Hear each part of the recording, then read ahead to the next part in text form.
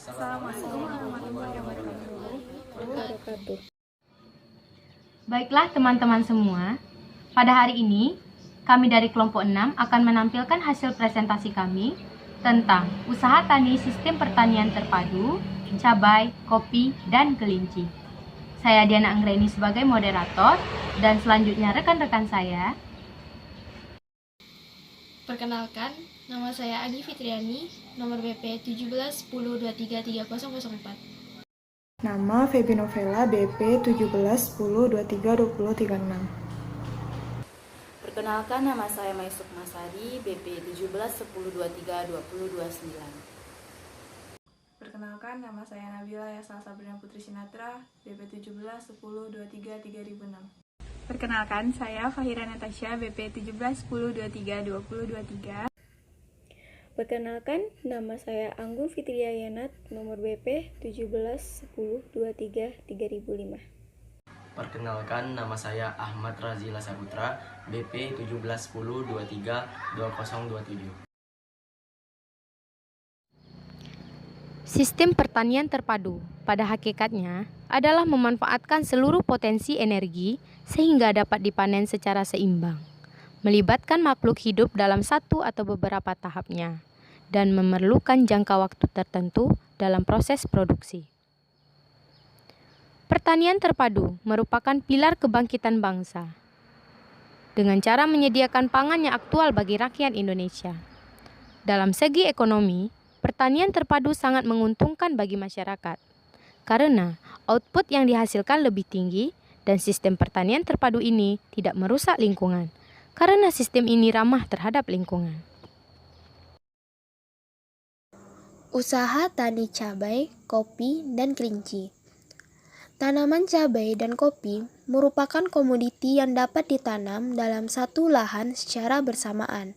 Hal ini karena fungsi dari kedua komoditi yang saling berkesinambungan.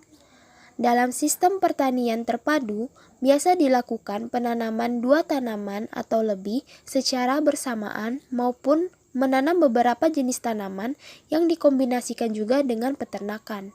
Dalam penanaman kopi dan cabai dapat dilakukan bersama dengan peternakan kelinci. Adapun tujuan dari menggabungkan usaha tani tanaman cabai, kopi, dan juga kelinci adalah agar limbah yang dihasilkan dari tanaman cabai, kopi, ataupun kelinci dapat dimanfaatkan di dalam lahan tersebut sehingga tidak ada limbah yang tidak terpakai atau keluar dari lahan, sehingga nantinya akan dapat meningkatkan produktivitas lahan tersebut. Hal ini sesuai dengan prinsip sistem pertanian terpadu, di mana di dalam prinsip sistem pertanian terpadu diharapkan limbah dari suatu lahan itu tidak ada yang keluar atau tidak dimanfaatkan. Kemudian, melakukan kombinasi usaha tani ini akan memberikan banyak keuntungan, yaitu yang pertama, kotoran yang dihasilkan oleh kelinci dapat digunakan sebagai pupuk oleh kedua jenis tanaman komoditi tersebut.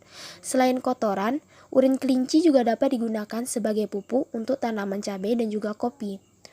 Kemudian, kelinci akan mendapatkan makanan dari limbah kulit kopi. Di samping itu, limbah kopi jika diolah juga dapat dijadikan pupuk, sehingga mengkombinasikan antara ternak kelinci dengan dua jenis komoditi ini sangat cocok. Keberhasilan pemanfaatan kulit buah kopi sebagai bahan kompos akan memberikan keuntungan ganda. Selain dapat diperoleh kompos yang dapat mengembalikan kesuburan tanah, juga dapat mengurangi pencemaran lingkungan diakibatkan banyaknya limbah kulit kopi. Karena seperti yang kita ketahui, limbah kulit kopi pada saat ini sangat banyak, di mana hal ini menyebabkan pencemaran lingkungan. Oleh karena itu, diperlukan suatu cara ataupun upaya agar limbah kulit kopi ini dapat berkurang.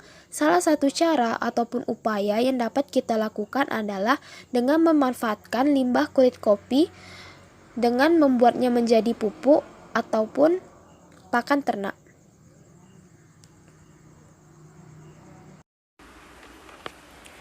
Selanjutnya yaitu kelebihan sistem usaha tani cabai, kopi, dan kelinci.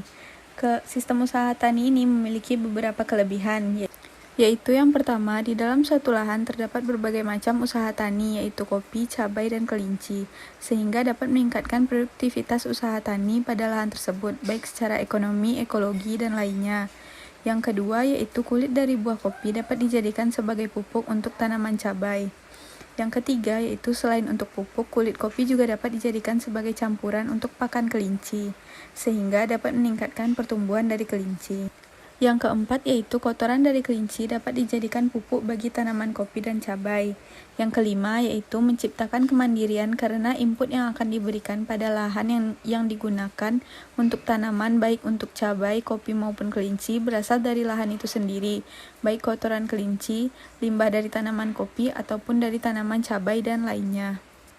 Selanjutnya yaitu kekurangan dari sistem usaha tani cabai, kopi, dan kelinci. Kekurangan yang pertama yaitu untuk menanam kopi memerlukan lahan yang cukup luas. Perluasan kebun kopi yang masif dengan pembukaan hutan atau deforestasi dan alih fungsi lahan akan berdampak buruk bagi lingkungan, keanekaragaman hayati, dan kehidupan manusia itu sendiri. Yang kedua yaitu beternak. Beternak membutuhkan biaya yang cukup besar karena untuk membuat kandang dan bibit saja membutuhkan dana yang lumayan. Jadi untuk membalik modal butuh waktu yang cukup lama. Baiklah, saya akan menjelaskan tentang layout sistem usaha tani, cabai, kopi, dan kelinci. Di mana layout adalah tata letak dari suatu elemen desain yang ditempatkan dalam sebuah bidang dengan menggunakan sebuah media yang sebelumnya sudah dikonsepkan terlebih dahulu. Simpelnya, layout itu mengatur sebuah desain supaya menjadi indah dan enak dilihat serta memanjakan mata. Tetapi, layout sistem usaha tani adalah suatu gambaran sistem usaha tani yang nantinya akan dikembangkan, di mana dapat kita lihat bahwa di sini di satu lahan akan ditanami oleh tanaman kopi sebagai tanaman pagar, lalu di dalamnya ada kandang kelinci dan tanaman cabai. Lalu dapat disimpulkan bahwa parameter dari layout ini kelinci, cabai, dan kopi, di mana daun kopi sendiri akan dijadikan pakan kelinci dan pupuk dari urin dan feses kelinci akan dijadikan pupuk kepada tanaman kopi dan cabai. Lalu tanaman kopi sendiri kepada tanaman cabai sebagai tanaman pelindung. Ini layout sistem usaha tani cabai kelinci ini akan terus berjalan sesuai siklus yang bisa dilihat di dalam PowerPoint. Terima kasih. Selanjutnya yaitu iklim, sosial, budaya, dan topografi lahan. Yang pertama, kelinci. Kelinci sangat rentan terhadap perubahan temperatur karena sangat mempengaruhi proses metabolisme tubuh kelinci. Konsumsi kelinci sangat dipengaruhi oleh suhu lingkungan. Ketika suhu lingkungan melebihi zona tubuh komfort atau zona nyaman, maka kelinci cenderung akan mengurangi konsumsi dan memperbanyak minum. Sedangkan ketika suhu lingkungan berada di bawah zona nyaman bagi kelinci, maka kelinci cenderung memperbanyak konsumsi pakan untuk dapat mempertahankan suhu tubuhnya. Memelihara kelinci sangat menguntungkan. Selain dagingnya dimanfaatkan untuk dikonsumsi, urin dan kotorannya juga bermanfaat. Kotoran kelinci atau feses dapat dimanfaatkan sebagai pupuk organik padat untuk menyuburkan tanaman. Sedangkan urin kelinci dapat diolah dan digunakan sebagai pupuk cair.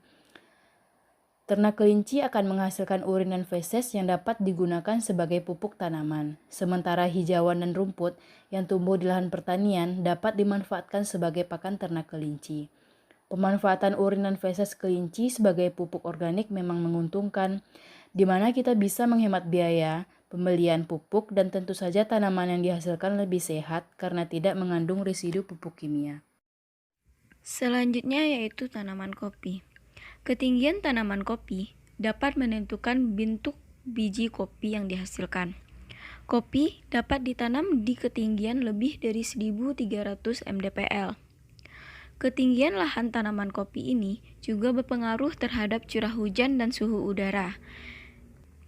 Seperti yang dikatakan sebelumnya, bahwa semakin tinggi tanaman kopi, maka suhu udara akan semakin rendah, dan curah hujan juga akan semakin tinggi. Dalam jurnal yang kami baca juga menerangkan bahwa keadaan iklim seperti itu juga dapat membuat tanahnya semakin subur. Mengingat adanya faktor iklim tersebut, rupanya dapat mempengaruhi proses penguraian bahan organik dan komposisi kimia pada tanah, serta proses kematangan buah kopi tersebut. Ketika mengetahui komposisi kimia tanahnya, hal ini dapat menentukan dalam pemilihan lokasi penanaman buah kopi, serta dalam penentuan dosis pupuk yang sesuai dengan kriteria dan kebutuhan tanaman tersebut. Selanjutnya yaitu cabai. Syarat tumbuh tanaman cabai dalam budidaya tanaman cabai meliputi ketinggian tempat, iklim, dan tanah. Pada umumnya, tanaman cabai merah dapat ditanam di daerah dataran tinggi maupun daerah dataran rendah, yaitu lebih dari 250 hingga 1200 mdpl. Meskipun luasan lahan yang cocok untuk cabai masih sangat luas, akan tetapi penanaman cabai di dataran tinggi masih sangat terbatas. Baiklah, selanjutnya masuk kepada pembahasan tabel analisis usaha tani cabai dan kopi dan integrasi tanaman dan ternak kelinci. Yang pertama adalah persiapan lahan. Persiapan lahan itu sebanyak 1 hektar dengan biaya 600.000 dan penanaman cabai sebanyak 3 kali dalam setahun, yaitu sebanyak 2.410.500.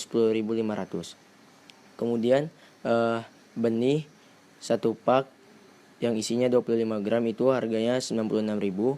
Lalu pupuk organik 15 ton dengan harga 600.000. Kemudian urea 250 kilo sebanyak 312.000. Kemudian KCL 185 kilo sebanyak seharga 462.500. Lanjut pada SP36 yaitu sebanyak 85 kilo seharga 153.000. Lalu pupuk daun sebanyak 6,5 liter seharga 247.000. Kemudian pupuk NPK sebanyak 180 kilo dan harga 540.000. Kemudian masuk pemeliharaan kelinci dengan pengadaan kelinci sebanyak 100 ekor dan harga 3 juta. Lalu penyusutan kandang dan peralatan itu dengan harga 600.000. Kemudian obat-obatan untuk kelincinya yaitu 1 paket dengan harga 1 juta. Lalu peralatan yang digunakan seperti cangkul itu digunakan sebanyak 7 unit ya dengan harga 88.000. Lalu parang sebanyak 7 unit dengan harga 25.000. Kemudian masuk ke pemeliharaan kopi dalam 2 kali setahun. Yang pertama itu bibit sebanyak 2.000 dengan harga 10 juta. Lalu pupuk kandang dengan banyak 800 kilo dan harga 400.000. Kemudian pupuk NPK yang dibutuhkan itu sebanyak 640 kilo dan harga 1.920.000. Kemudian pestisida dengan banyak 2 kilo dan harganya adalah 150.000. Lalu herbisida yang dibutuhkan itu 2 liter dan harga 150.000.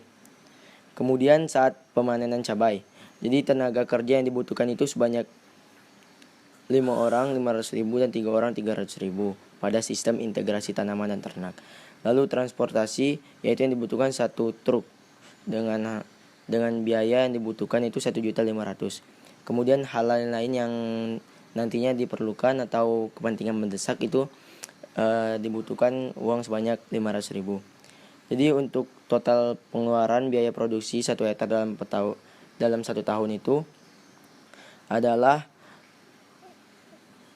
untuk monokultur cabai itu pengeluarannya adalah 17.030.500. Sedangkan untuk sistem integrasi tanaman ternak itu pengeluarannya adalah sebesar 7.613.000.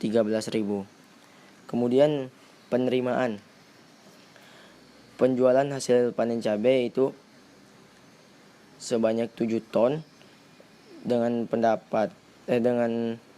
penerimanya sebesar 210 juta rupiah. Kemudian saat panen cabai tenaga kerja yang dibutuhkan itu 5 orang pada monokultur cabai dan pada sistem integrasi tanaman ternak 3 orang dengan masing-masing jumlah biaya itu 500.000 dan 300.000. Sedangkan transportasi yang dibutuhkan sama yaitu 1 truk dengan jumlah biaya 1.500.000. Kemudian hal-hal lain-lain yang dirasakan penting nantinya itu adalah jumlah biaya yang dibutuhkan adalah 500.000. Dan untuk total pengeluaran itu adalah pada monokultur cabai sebanyak 17.030.500, sedangkan pengeluaran pada sistem integrasi tanaman ternak yaitu adalah 7.613.000. Baiklah, dari penjelasan rekan-rekan sebelumnya, di sini saya akan menyimpulkan hubungan antar kelinci, kopi, dan cabai untuk mencapai sistem pertanian terpadu, yaitu urin kelinci bermanfaat sebagai pupuk cair ataupun padat untuk tanaman kopi dan cabai, sehingga bisa meningkatkan kualitas, kuantitas, dan produktivitas pada tanaman kopi dan cabai. Yang kedua, tanaman kopi bermanfaat sebagai tanaman pagar atau tanaman pelindung untuk tanaman cabai, misalnya melindungi dari terpaan angin yang kuat. Yang ketiga, fungsi tanaman kopi untuk kelinci yaitu menjaga lingkungan hidup kelinci agar tetap nyaman. Hal tersebut bisa dilihat dari model atap ataupun kandang dan disertai dengan vegetasi lingkungan kandang.